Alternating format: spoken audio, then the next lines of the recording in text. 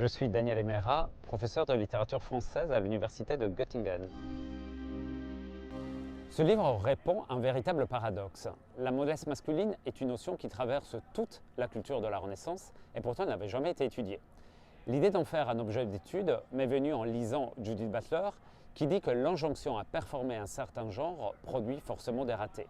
Or, la mollesse masculine s'éloigne de l'idéal viril théorisé par Aristote et cet éloignement est perçu comme une forme de ratage. Avec ce livre, j'ai donc voulu combiner d'une part une histoire culturelle et conceptuelle et d'autre part une analyse critique inspirée par les études sur le genre pour analyser ce ratage qu'est la notion de mollesse masculine. Mollesse vient du latin mollitia qui a donné moulière qui veut dire femme. La mollesse est donc souvent associée aux femmes considérées faibles de corps et d'esprit. Pourtant, ce n'est pas la mollesse pointée chez les femmes qui m'intéresse, mais la mollesse chez certains hommes, surtout ces hommes qui ne se conforment pas à l'idéal aristotélicien de modération virile. Ces hommes mous, et donc immodérés, sont des hommes qui aiment trop les plaisirs, qui aiment trop les femmes, qui aiment trop l'alcool, qui se laissent dominer par l'amour, qui ne manquent de maîtrise de soi, qui cèdent facilement à la paresse ou aux activités sédentaires comme les études, et qui délaissent par conséquent des styles de vie considérés comme plus vigoureux. La mollesse est donc souvent associée à l'efféminement dans les textes de la Renaissance, par exemple chez Erasme et chez Montaigne.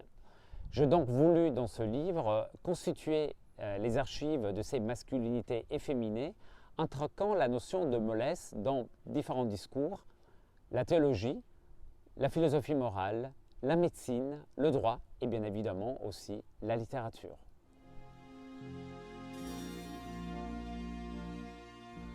Dans cet arsenal qui impose des rapports de domination genrée, la mollesse est une notion très commode puisqu'elle est convocable partout et pas seulement pour disqualifier le dysfonctionnement érectile. On la trouve dans de nombreux autres domaines, pour certains très inattendus. Par exemple, en embryologie, les médecins estimaient qu'une femme entreprenante qui chevauche l'homme pendant le coït produit l'embryon d'un futur homme mâle et féminin. En pédagogie, l'enfance est considérée comme une période intrinsèquement molle. Et pour la corriger chez les petits garçons, on les retirait aux mères et aux nourrices. En théologie morale, le péché de mollesse, le peccatum mollitiae, renvoie à la masturbation, individuelle ou collective, au moins depuis saint Thomas d'Aquin. En philosophie politique, le tyran est représenté comme un homme efféminé, parce qu'il ne maîtrise pas une gestion rationnelle du pouvoir. Il n'y a pas jusqu'à la linguistique qui ne soit pas concernée, on parle d'un style mou et efféminé, ou d'une langue française qui perdrait son génie viril en intégrant des prononciations italiennes perçues comme féminisantes.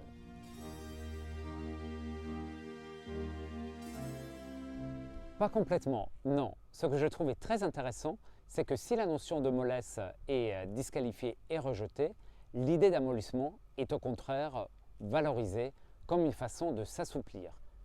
La masculinité peut donc évoluer, elle peut libérer les hommes d'un modèle archaïque et rude de virilité, elle peut se reconfigurer au niveau éthique.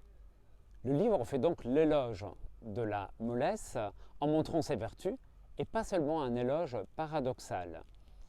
J'ai voulu terminer ce livre avec Montaigne, puisque le champ sémantique de la mollesse traverse presque tous les chapitres de ses essais.